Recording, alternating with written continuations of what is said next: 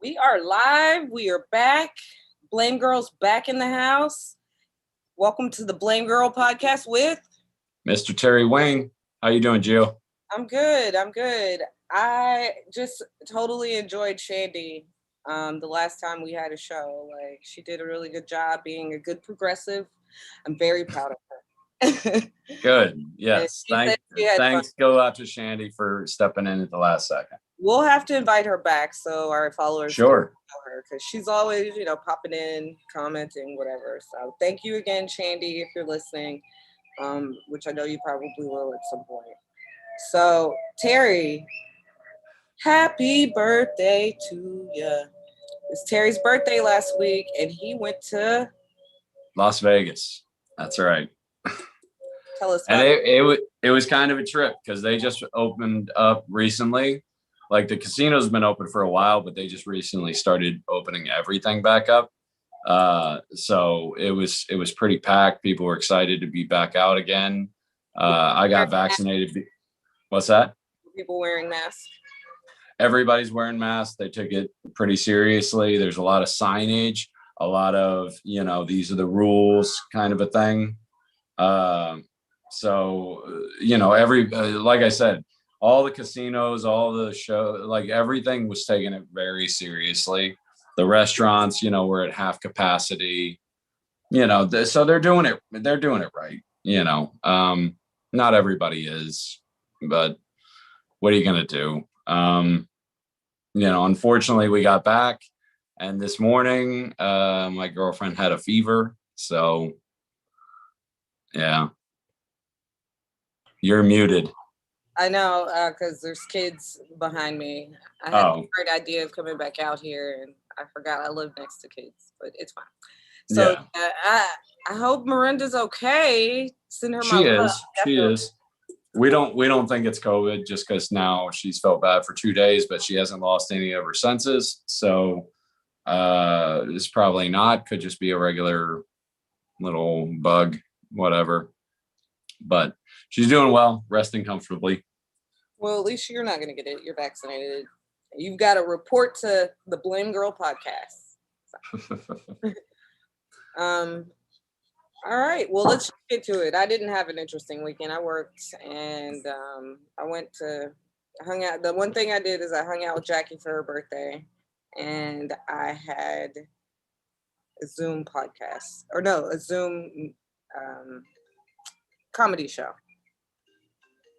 So, Terry, where'd you go? My phone rang. Is it Jay Guy? I'm too popular. No, it isn't. It's a scam likely. So, y'all, Jay Guy, he may pop in at any moment. He is. Did we already say this? No, we didn't. Our guest today is going to be Jay Guy. He's a very funny comedian. Has been in the scene for a couple of years now. Does a lot of work with some notable comics at the Improv. He was the first runner-up of the Florida Funniest Comedians last year, right? Or yeah, one of the finalists. Yeah, 2 years ago, I think. Mm-hmm. They didn't have it last year, so yeah, 2 years ago. Yeah, exactly. And we're excited to have him in. So I can't wait. He is currently working at a fire station, and he got called out. He's a first y'all. Yes, we knew it was a possibility. He got called out to go on a traffic accident. So he hopefully will be joining us here shortly. Fresh off accident, apparently. Yep. So we're gonna go ahead and get to the blames without him, and hopefully he'll be able to pop in and give some of his opinion here and there. But the first thing that I want to talk about now that we're back is that, and many of you may know what's going on, but I don't know why they're doing this, but America is bringing back Jim Crow. I guess they miss him. Who's to blame? I don't think it's necessarily Jim Crow. What's your litmus test for Jim Crow, Terry? I don't think this has as much to do with race as it does with politics. I think that the GOP knows that, they're kind of facing an uphill battle. The more people become progressive, the more progressive people become, the more they have to kind of try to stamp it out. I mean, they haven't had a popular victory in a presidential election in 25 years, save one, which was Bush's second term after 9/11. But then everybody was gung-ho patriots, so it was all about supporting the president back then. But no, I think it's definitely just the GOP trying to limit voting in general, because they know the less people vote, the better chances they have. Yes. So I think it's less about politics, and it's less about race and it's more about politics. They just want to stay in power, and they want to. I don't necessarily agree with that. I think that in Georgia, you can't say it's not about race because it has a large Black population in Georgia, and that's who they are really focused. Well, yeah, I'm saying it's not racially motivated. They just want to stay in power. If they could get the Black community to vote for them, then they'd be doing that. But they can't. That's the problem. Is the Black community is mainly Democratic. Yeah, and they promote white supremacist ideals. So yeah, they're not going to get the Black community on board. But I wouldn't even say they promote it, but they definitely tolerate it, and that's enough. It's in the Black communities that they are denying them water. They're moving limiting polling drop boxes. Well, those are state laws. They apply to every polling place. It's not they're not doing it by district. It's a state law now. So yeah, you can't hand out water to somebody waiting in line, no matter how much they wait. I mean, look, they're just trying to stay in power. That's it. And they're going to do it any way they can. Though the main thing they've been doing is closing polling stations. And next thing you know, you're creating somebody's got to wait 6, 7, 8 hours to vote in one district. And then another district, you wait 20 minutes and it's fine. It's straight up bullshit is what it is.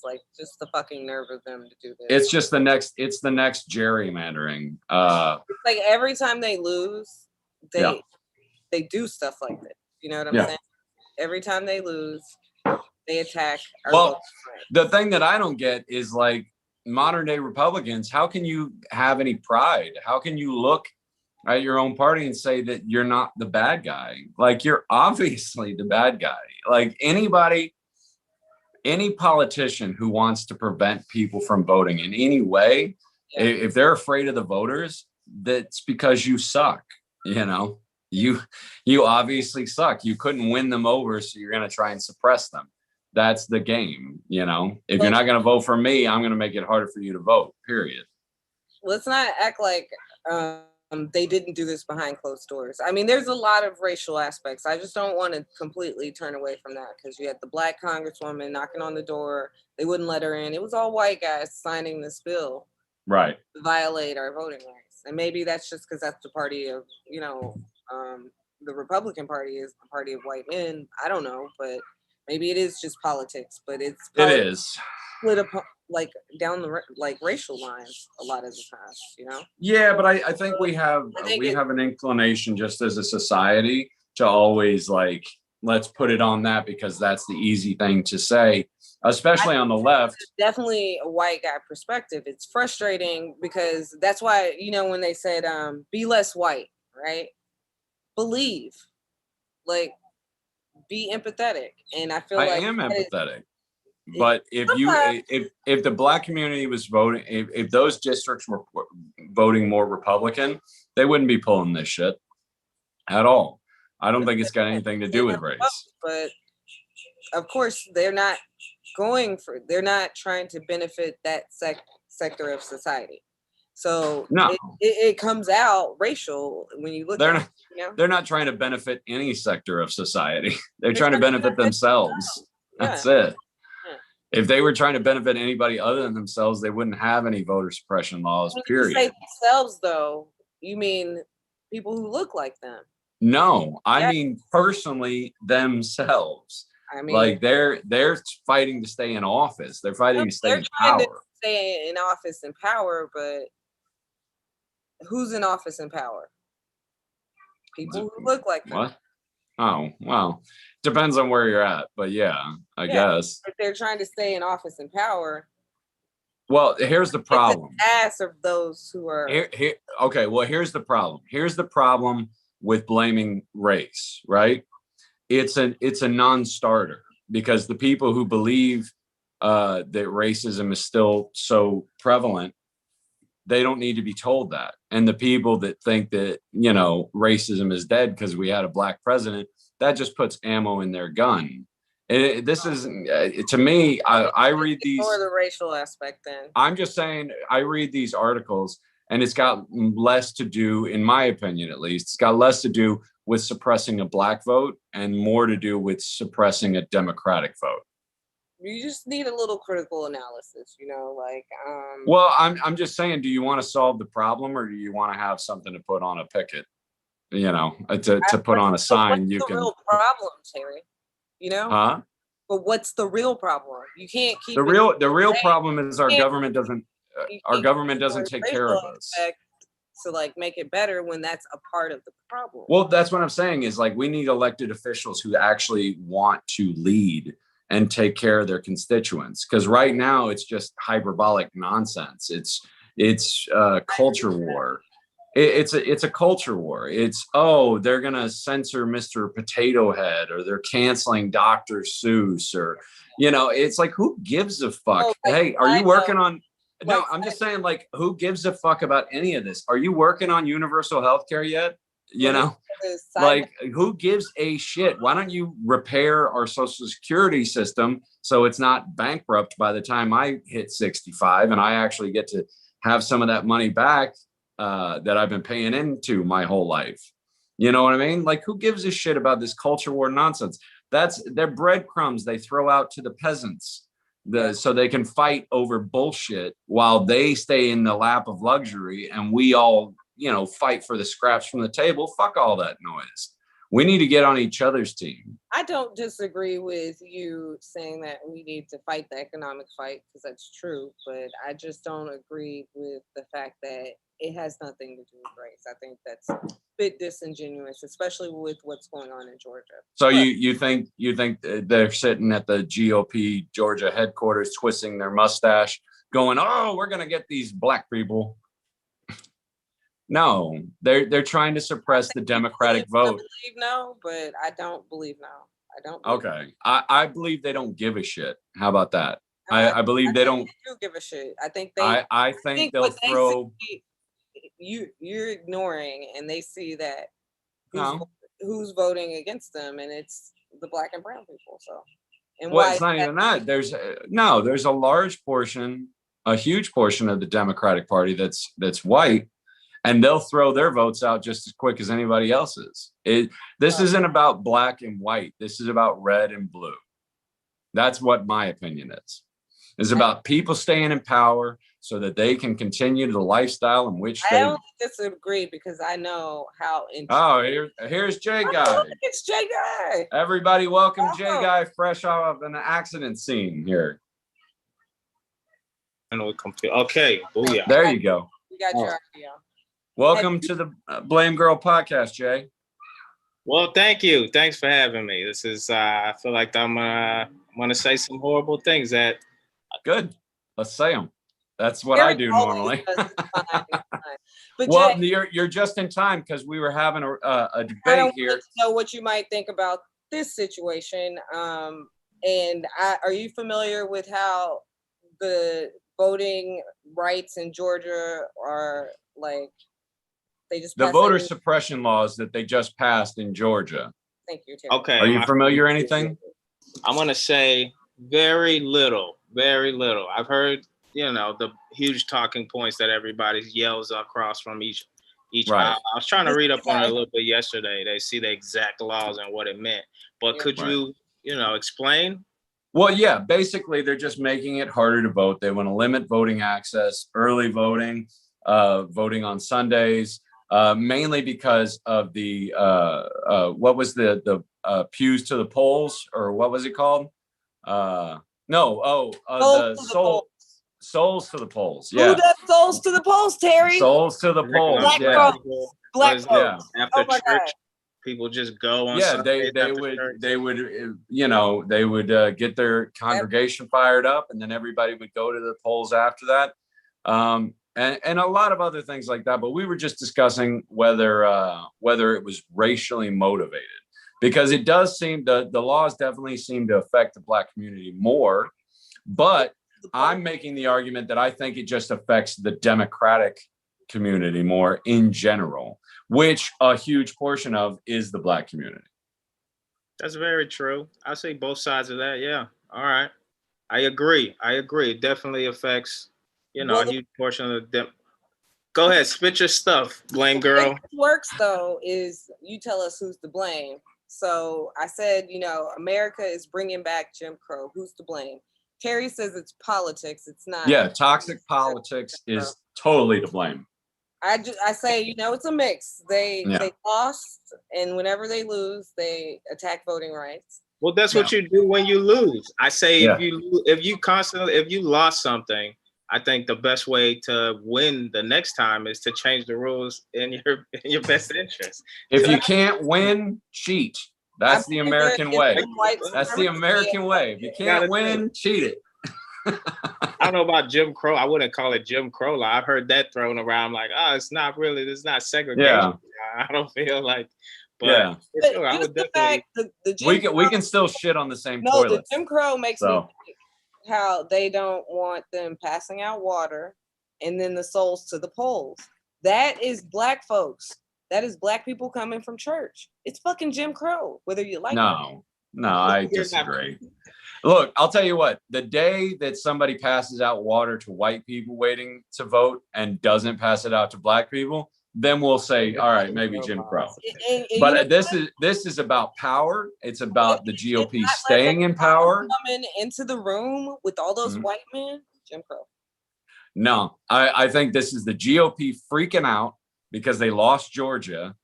And not only did they lose Georgia in the presidential, but they lost it on the Senate floor. And they're freaking out now because it's like, oh shit, somebody convinced these Black people to vote. We got to do something, because they're not voting for us. But like I said, if you were voting, if the Black community was voting Republican, they'd be easing the laws. They just want to stay in power. That's it. That's all they want. Stay in power so they can make laws that benefit their corporate partners, so they'll keep paying them under the table. That's how power works, man. That's my point. If maybe their laws would benefit Black people, they would support them. And that's why I say it's white supremacy. I'm sorry, Jay. I don't mean to talk over you. You're the guest. What were you saying?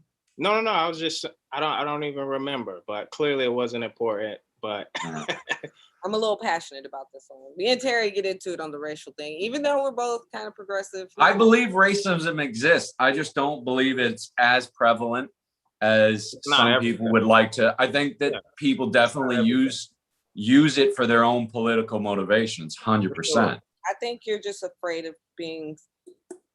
No, the best example of that is every time you saw one of those Trump rallies, there was just one standard Black guy in the back holding a Trump thing.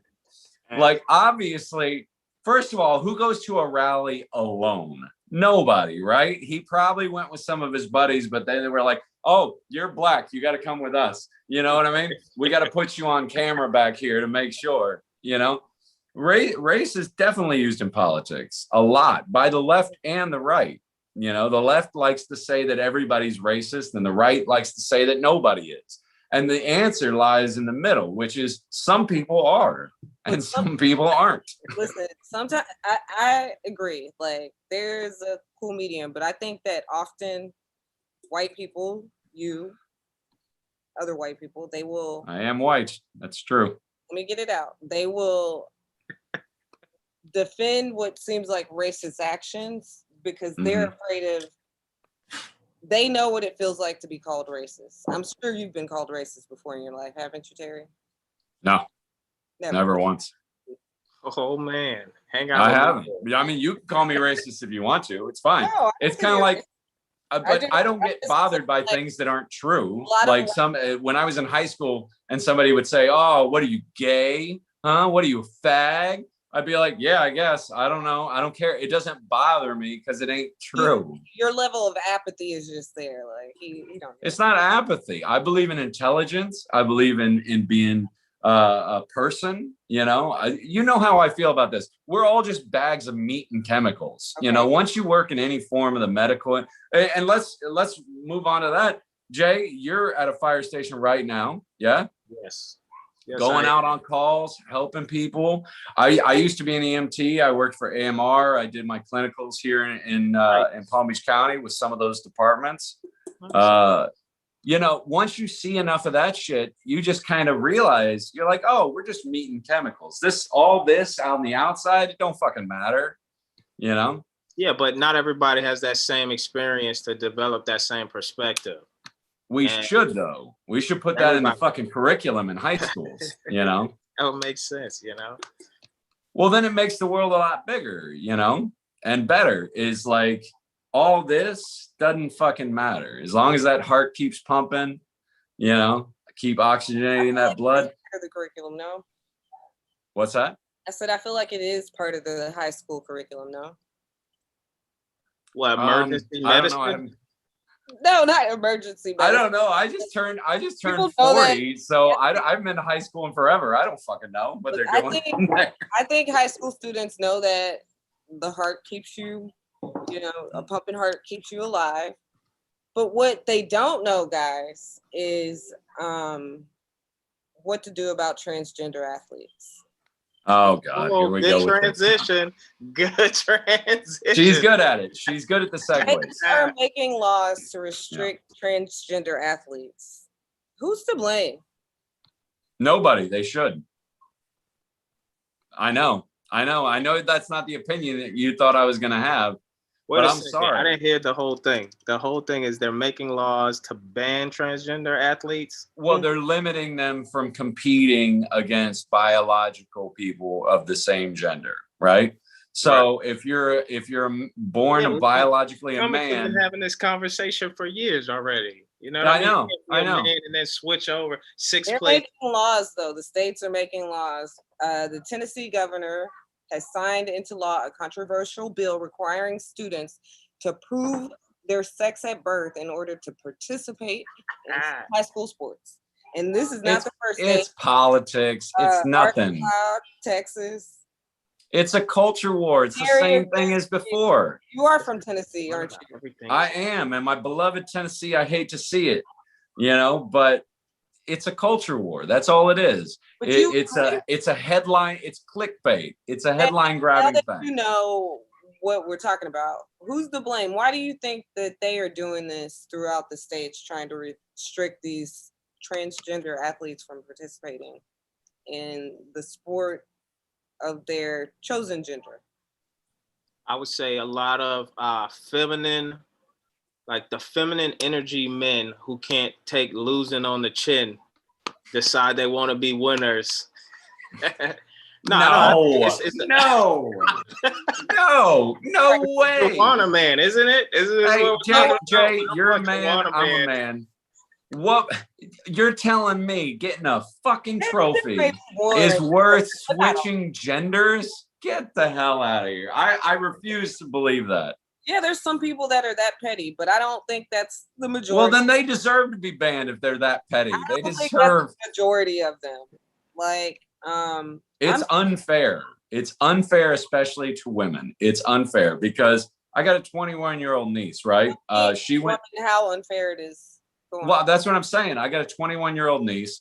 She went through fire school when she was young because she wants to be a trauma nurse. But if it was something else and she worked as hard as she did over and over and over again, and then a 18-year-old kid, let's say it was wrestling, and then an 18-year-old guy who identifies as female now came in there, he's going to kick her ass. It's just we have a biological advantage when it comes to athletics. We just do. That's it. Go ahead. I'm just saying it's not fair, but life's not fair. And sometimes you just have to. I don't want to punish 98% of female athletes just to make 1% of transgender athletes happy. Oh, Okay, man, that's but just the thing. It's not that extreme, first of all, the percentages. And I was torn on this issue as a fucking woman who was an athlete. Yeah, it hit me kind of close to home. I was like, I don't know that I would want that happening. But when you look at it, the women that are trans have also been beaten by cisgendered women. So I think True. that annihilates the argument there. Just be better. I don't think better so. athlete. I don't think so. Now, yeah, Because if they were so good, then why don't they just compete in the male thing? If you're that good, they don't identify as males. I don't know what you don't. who cares? Who cares what they identify as? What is your physical Mental structure? health. Mental health. It's not about mental health. I'm sorry. Look, I'm as progressive as they get, and I'm all about inclusion for every. No, I'm all about inclusion for everybody, and I want everybody to feel like they get a chance at life to do whatever they want because we're just meat and chemicals. But I understand we're just meat and chemicals, and mine are better at sports than yours are. That's it. What about a transgender league? What about a transgender league? So how would that work? Do both the trans women and trans men go to that league? I don't know. But I'm just saying there's a men's league and a women's league. Maybe there's a transgender men's league. I mean, they have trans bathrooms now. So I mean, they don't have trans. Oh my god, they have. They do. I've seen them. They don't have transgendered bathrooms. They absolutely do. Do they say transgendered on the thing? I said multi-gendered. I just saw one in Vegas. That's not transgendered. That's anybody that's women, men. People who just what? Who gives a shit? We're just pissing and shitting. Who cares? It doesn't matter. It's the same thing that's coming out of there. I know. It's the culture war. It's all about clickbait and headlines and arguments like this. We're bags of meat and chemicals. That's it. Governor to chill, because like if we're just bags of meat and chemicals, like this is. Can I ask a question? If there was a transgender allowed in the sport, would you watch it? Like a guy transition to a transgender female competing in a boxing match. Right. They have that. That'd be entertaining. They have that now? Yeah. There's that meme that goes around with that one boxer that like that's beating they crack somebody's head open or whatever. Perfect up, you know, like that's and it was a perfect example about why that should not be got beat up by a woman too. Well, it's not even about that. Beat that woman up. She's gotten beat up by a woman, her sister. Well, yeah, but they use that. But again, that's culture war shit. They're just using it as fodder to get people pissed off. That's they it. Are, and it makes but like the trans. But it's UFC. People get their heads cracked open all the time. It's a violent sport that shouldn't be allowed to exist anyway. But it is. It's the closest thing we have to modern day gladiators. You know what I mean? Like that's 20 years from now, there's going to be a fucking lion in there. It doesn't. We're going back. We're de-evolving. We're getting worse. You know, like who gives a shit what your genitals are? Like, let's look at the bigger picture, which is you said that anyway. I'm just saying, like, look at the bigger picture. We're paying $100 for pay-per-view so we can watch two people beat the shit out of each other. And what we're worried about is their genitals? No, we should be worried about how immoral the whole fucking thing is. I think we should be more worried about right now is that despite the fact that people are getting vaccinated and have had COVID, the COVID cases continue to rise, guys. Despite everything, the vaccine rollout, who's to blame? Like, what? Well, let's get this out of the way. Jay, you are a first responder. Have you been vaccinated? I have, yes. Right.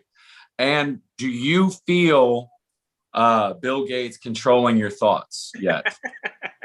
Well, I'm not allowed to answer that due to the program. Okay. Have you thrown out your iPhone yet? Is that what it is? Nah, I mean, other than, I don't know. I do whatever. I just feel like I want to go along with whatever makes everybody happy. Some people are saying, I'm grow good. a backbone, Jay. Come on, man. Give me the thing. You feel happy about it? I do. I got vaccinated a few weeks ago. I was extremely happy about it. I was happy to have it. I was grateful to have it. I was grateful to the medical community that came up with it. And there are certain people that say, oh, it got too rushed. That's the one thing I hear from like people who look like me and they're on the right. Is like, oh, it just seems like it was too rushed. It was too rushed. Well, the whole fucking world was working on it. So yeah, it works faster. And then that made me start thinking like, we could have probably cured cancer 10 years ago if we'd all just jump in on this thing at once.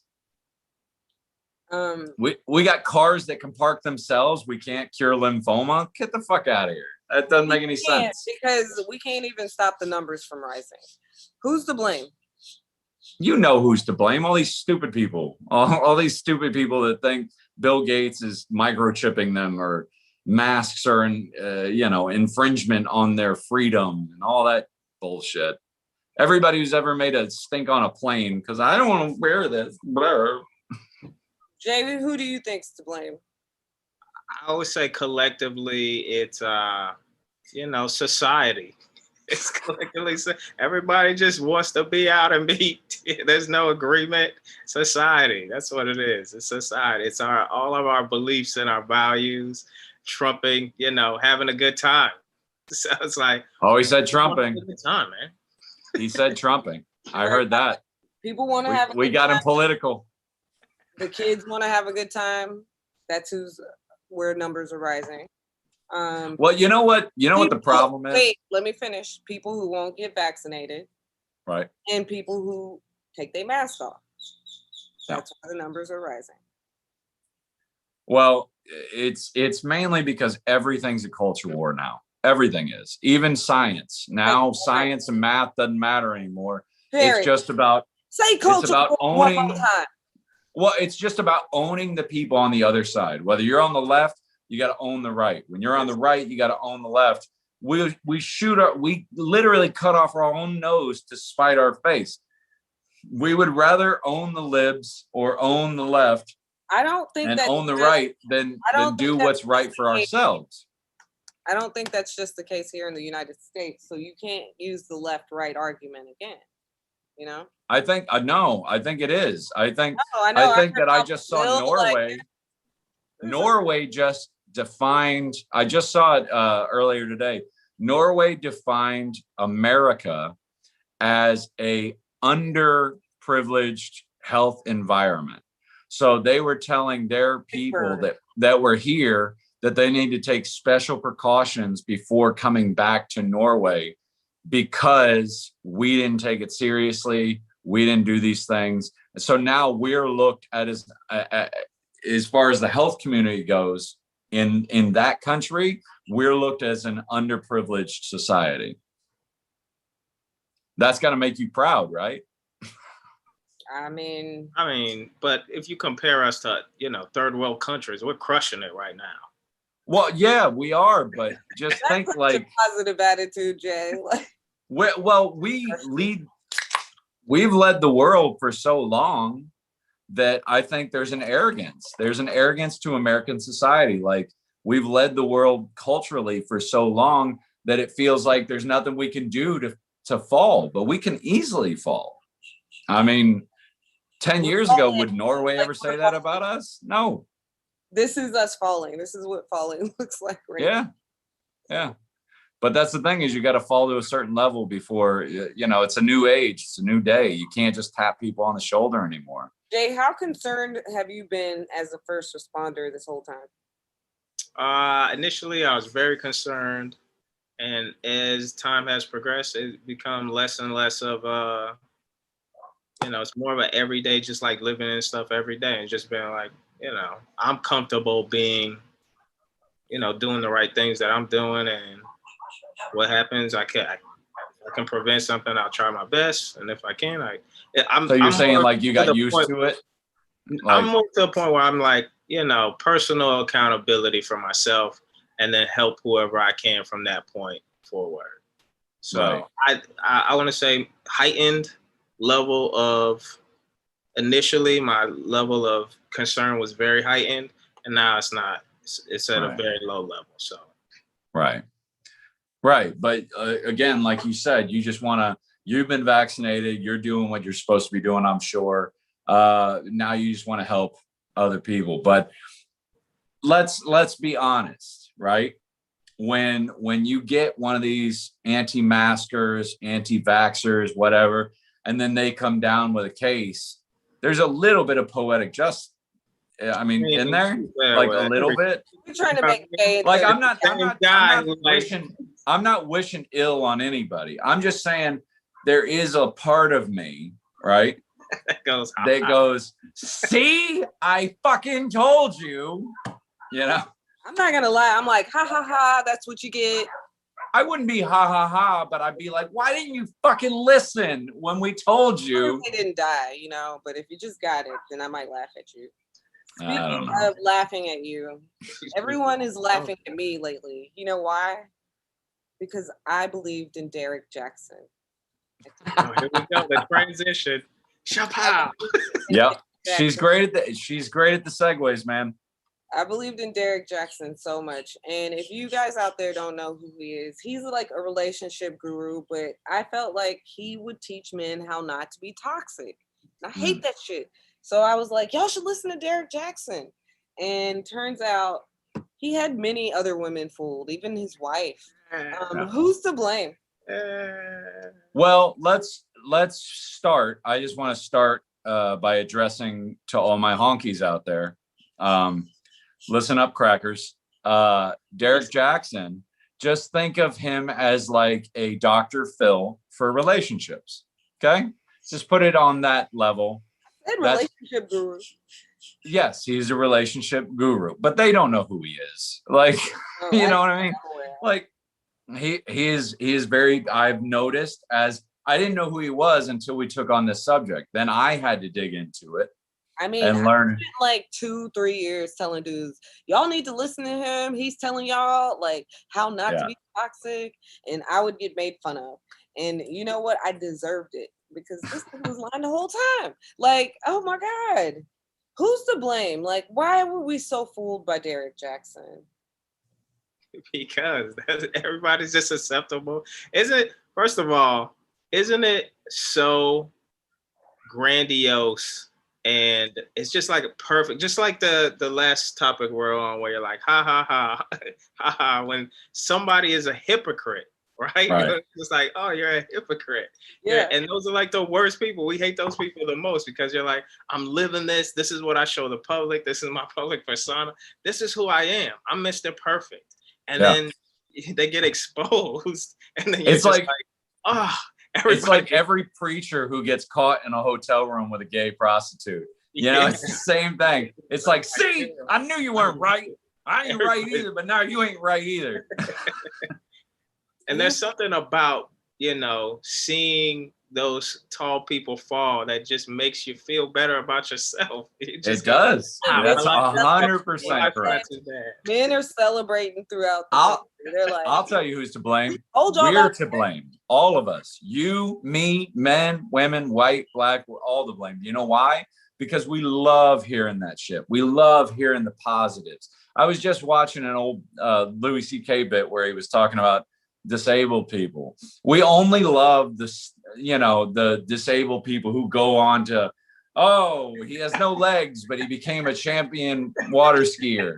Meanwhile, the guy down the street with no legs and asking for money, we don't give a fuck about him. Like, we love the positive shit.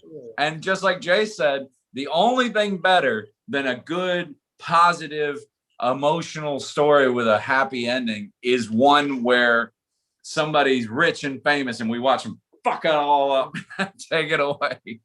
We love that shit. Downfall that they deserve almost. Well, like with me, I think, maybe I feel it's making me feel like I have unrealistic expectations for men to not be toxic. No, I mean, everybody's toxic. Everybody is. I'm like, see, you can do it. He did it. He ain't toxic. No, look at the way women treat other women. You know, everybody's toxic. We're all broken. You know. Yeah. Speaking of We're all broken. Uh-oh. Yeah. Speaking of broken, our comedian tonight. No, I'm just kidding. That's right. Now we're back onto didn't this with transitions. So we have in the house, as we were saying earlier, Mr. J Guy, a finalist of Florida Funniest 2019. Yeah, it was 2 years ago. Yeah, we were like, that's crazy, right? It's so fast. It happened so fast. So long. Frequent host at the Improv in West Palm Beach, one of the greatest comedy clubs in the nation. The best comedy well, club. you can't say that later, but welcome. Oh, thank you. I'm getting a introduction. That's awesome. Let's dunk you right. Let's dunk you right in the fire. You've worked with a lot of good comics. Who was your favorite to work with personally? Okay, so far, Damon Wayans has got to be my top guy. I keep hearing that. Ruben said the same thing. Ruben Dukes, you know Ruben from the club. He works security there. He's worked security there for like 16 years. He was on the show a couple of weeks ago, said the same exact thing. And I've heard it over and over and over again about the Wayans brothers. They're just fun to be around. They're cool guys. I bet that it's like great to be part of their family. Damn. So I'm going to tell you why personally he's my favorite. Like other comics, they'll invite you to the green room. We'll have like this very subsurface comedy conversation. What's comedy like? How long you been doing it? Da da da da da da.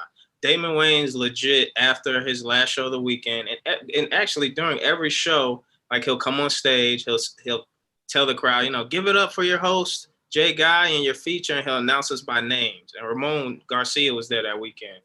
Shout out that guy. But he legit, you know, acknowledges you. So you feel like, you know, most headliners come up and they just go, get right into that thing. It doesn't matter about the host of the comedian. They just do their thing. So that was very cool for him to, you know, be on stage and be like, dude, Damon Wayans just said my name on stage. That's crazy.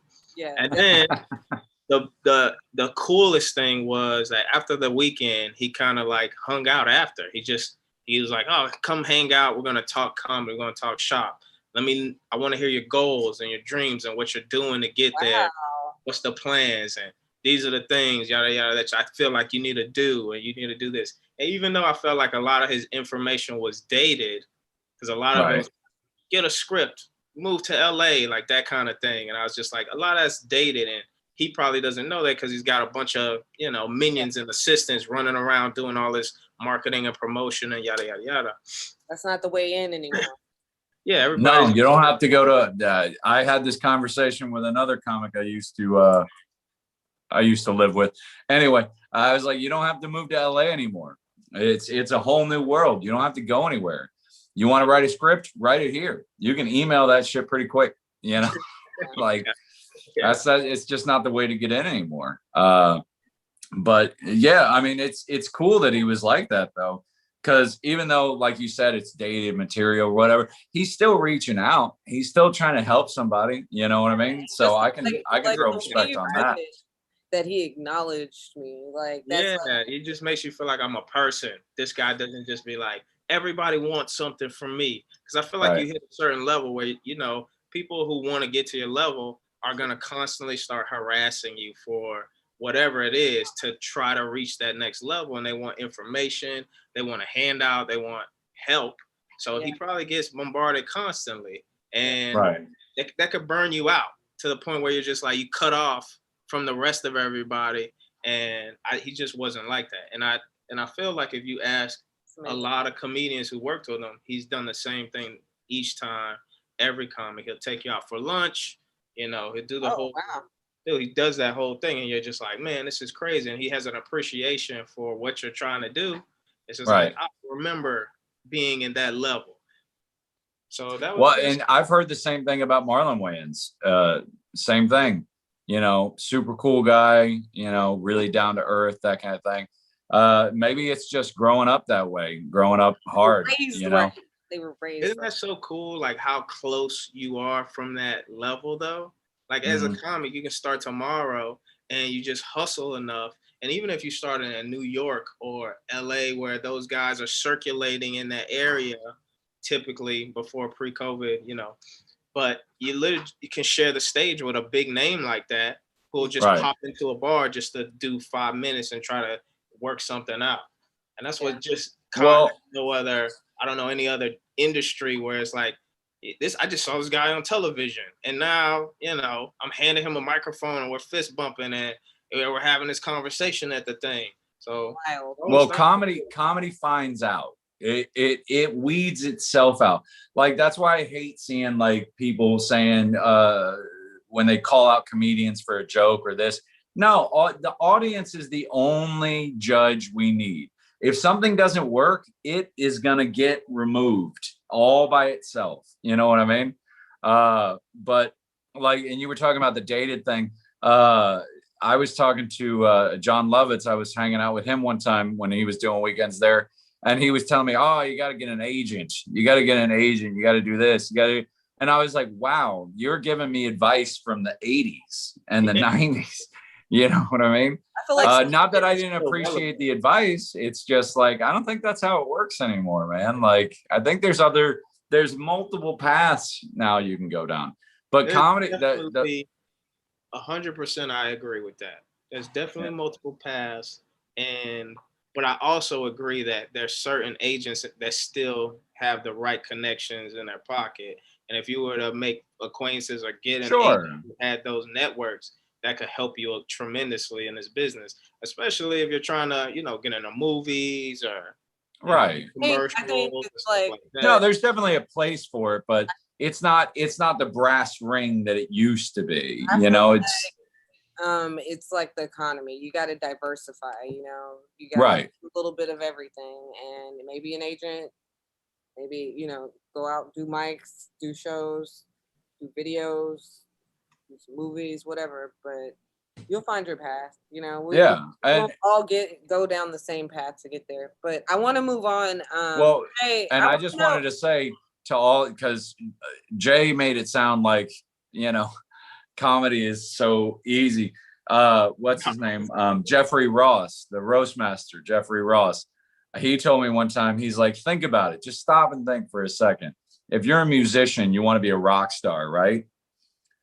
You don't become a rock star, but there's 100,000 other jobs you can get. You can write jingles. You can be a studio musician. You can be a touring musician. You can play guitar on a million things. There's 100 working comics touring the country at any given moment. And you still have the same millions of people that want to do it. So comedy finds out. It's going to weed out the good and the bad. I think becoming a comedian is a professional working comedian is 1,000 times harder than being a rock star. Only because there's so many other ways to be a musician and make money. But as a comic, you can either do stand-up and tour or you can be a writer. But that's it. There's like 1,000 jobs for us and we're all competing for it. That's not true. That's what we were just saying. There's all kinds of jobs because you can do these little video clips now. You can do acting. But anyway, like I was saying, I want to move on. How long have you been doing comedy, Jay? So I probably started, I think, 12 years ago. No, I would say less than that. Maybe like 13 or 14 years ago. I started comedy. And my first open mic was at the Improv, and I did the 5 minutes, and I did the Bringer show, and then I stayed in comedy for like, maybe 2 years doing it, but it still wasn't consistent. It wasn't an everyday thing. It was probably a once a month. I'm at the Improv when they have their open mic thing. Sure. And, during that time period, I was just very, I want to say I linked up with a comic who worked in Miami, and I would drive to Miami from West Palm Beach to Miami to do 5 minutes and 10 minutes. And I was just like, this is not financially gonna help me at all. So I need something where, at the time I was working retail, like 68, 70 hours a week. And I was like, I can't do both of these things. I can't have a nightlife and a day life that takes up most of the day and function as an adult with 4 hours of sleep throughout the week. It just doesn't work. So that's when I made the. I'm supremely surprised about that because you only hit my radar like 4 years ago. Okay, so to explain that, 4 or 5 years ago, that's when you came on my radar. Because I'm kind of flabbergasted. I at the started moment. again about 3.5 years ago. So that's probably when you first saw me. Right. So again, when I was like, I made the decision, I'm starting, I'm going to be consistent at this. I have a stable career that can allow me to invest into the career, to invest in the comedy, and I have the time. Because as you know, a firefighter only works, 24 one day 48 off, one day on, 2 days days a off. week, basically, but That's the whole right. day. So I'm here till 8 in the morning tomorrow. But legit, I have time, and I was like, I got, finances taken care of for the most part. Where I gotta just pay rent, but also I can invest in comedy, and I think that's gives me such an advantage because a lot of comics can't do that. A lot of comics can't have the time and the money to invest in the comedy to make a name for yourself, or so make a lot of noise so people know you're doing comedy. And nowadays, I want to say, I think some valuable skills to have are like Photoshop, where you see flyers all the time for every single show. And if you could do that, if you could make flyers on Photoshop and you have that skill, you're a valuable asset to the comedy community and to yourself. And if you can invest in yourself and you can produce your own shows, then you make a lot of noise like that. And then you get on the radar of the top people. People see that and they go, man, this person is doing this thing here. And all those things I pre-planned, and I said, these are the steps that I was going to do. So prior to me being known more on the scene, it was just like, I know I'm funny. I don't know if I'm still funny because I took so much time off of comedy going to school. And I was like, hopefully I could get on a stage, and I just, I started out doing the same old jokes that I had. And I was like, all right, still works. It's relative. And I just worked on it and try to get more comfortable on stage every time. And then once I felt like I was comfortable enough on stage, then I was like, all right, now it's time to make a lot of noise. So that was the plan from the get-go. Make a lot of That's noise, great, though. get seen by things. And then you always need like a chip on your shoulder. And well, you were just saying, like, you said, like, I don't know if I'm still funny. But the thing is, I think that's what makes a great stand-up is having that self-doubt. Like, every night, like, dude. you're never going to be like, good no, enough. No, Your jokes aren't good enough. I'm not funny chip? enough. I don't belong here. But that's what makes a good comedian, because you get up there and you got something to prove, not to anybody else, but to yourself. You're just saying, like, I deserve the time on this stage. I earned this. But without that desire, without, like you said, that chip on your shoulder, I think it goes away after that. Once you think you're great, once you know you're good or whatever, I think what you chip lose did it. you have? That's what I want to know. What's that? What chip on your shoulder did you have? Okay, so it's this funny story, right? So the chip on my shoulder has to deal with Renee Hart. And if you don't know who Renee Hart is, she's the manager of all the improvs in South Florida, and she runs one in Tempe, Arizona. So I met Renee when I first started like 13 years ago, and I took several classes with her where she used to teach the business side of comedy. She used to host a lot of hosting classes where she'll have a comic like Will Watkins or Ramon Garcia teach the class on how to host. And I took a lot of those classes. And I would go in there and I would see her and I would shake her hand and I would tell her, I'm Jay, this was a real fun class. Thank you. Business of comedy, where we had one-on-one conversations. And then, I started doing comedy again. I see her, And I remember one day it was probably maybe 6 months before Florida's Funniest got announced. 6 months before that, I went up to her and I was like, "Hey, I don't know if you saw my set. I'm Jay. I don't know if you saw my set or if you." She was like, "You look familiar. What's your name again?" Oh my And God. I was crushed, dude. I was crushed. I was like, "Oh my God!" I met this lady 40 times, probably 50 times, and she doesn't remember my name. So that was the chip on my shoulder. I was like, "I'm not doing it right. I'm not being loud enough. I'm not being visible.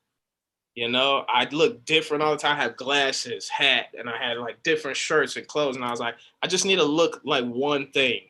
So she sees me and she's like, "I know this person, this one look." So I was like, "I'm going black shirts, black hats, and that's it. Jeans, black, and that's it. That's all I'm wearing forever." And I said, "I'm going to start my own comedy production. I'm going to do a show and I'm going to fly comics out who I know personally, who won't charge me an arm and a leg to produce this comedy show. And everything from that point on became marketing. So I threw a comedy contest because it's gonna make a lot of noise in the comedy community. And I put $1,000 of my own money and I said, come win this $1,000. So that makes a lot of noise. Everybody's like, oh, there's $1,000 comedy contest? Yeah, Who else is doing that? So that all that in my head was like strategy to make noise. So she's like, who the fuck is Jay Guy? Who is this kid? And then once that happens, it was like, all right, so Florida Funny gets announced. And I go, okay, now is my time to really make an imprint.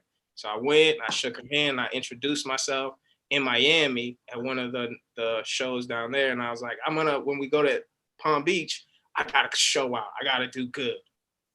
And luckily it all worked out, man. Luckily it was like, oh, look at this. I remember calling my mom and being like, this is crazy. Happy birthday, Mom. But also I got a more important thing going on.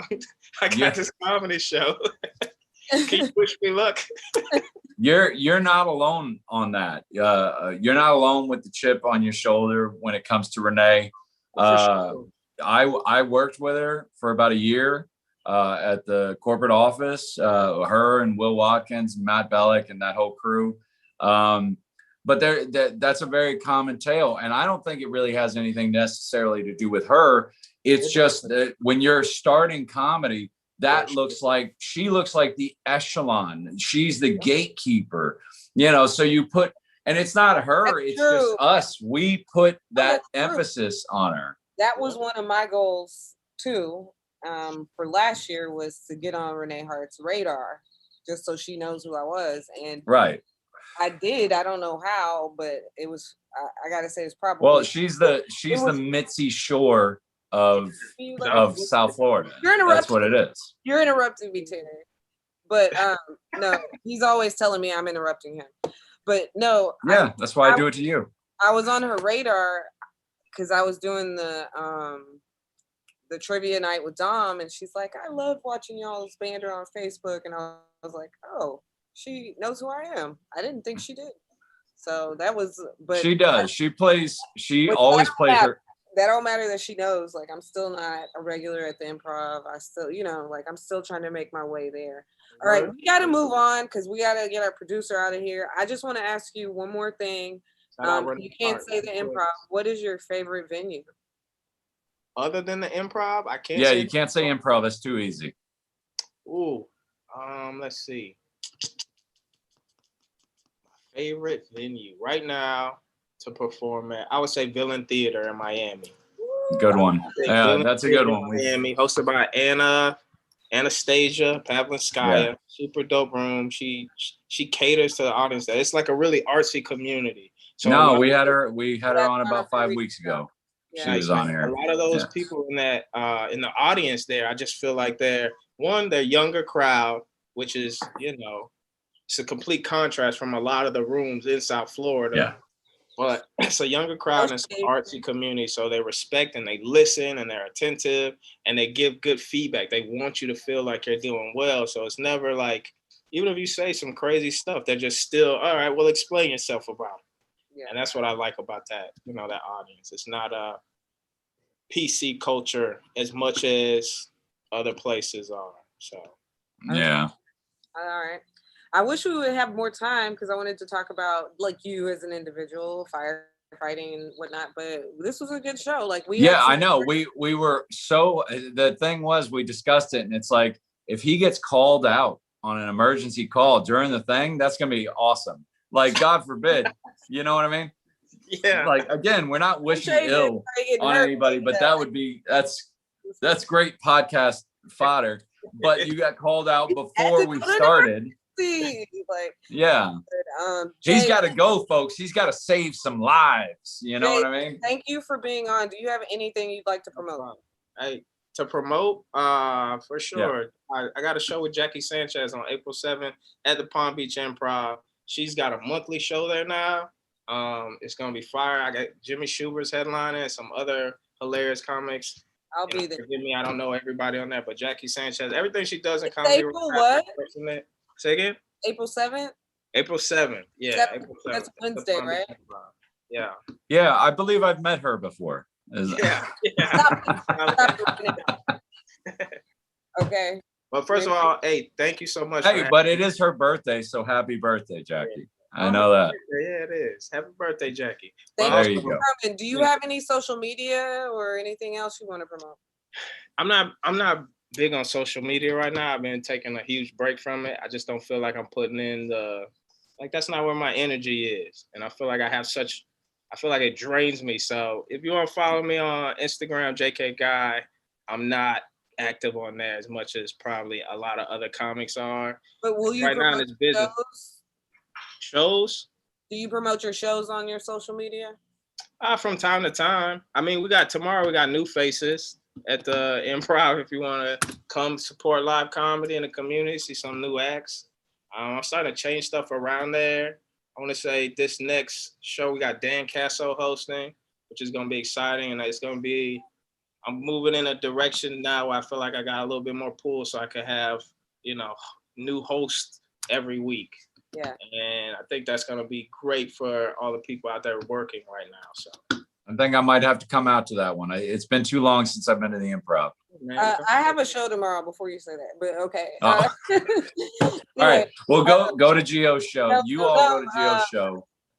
Terry, do you have any words for white people this week? Of course I do.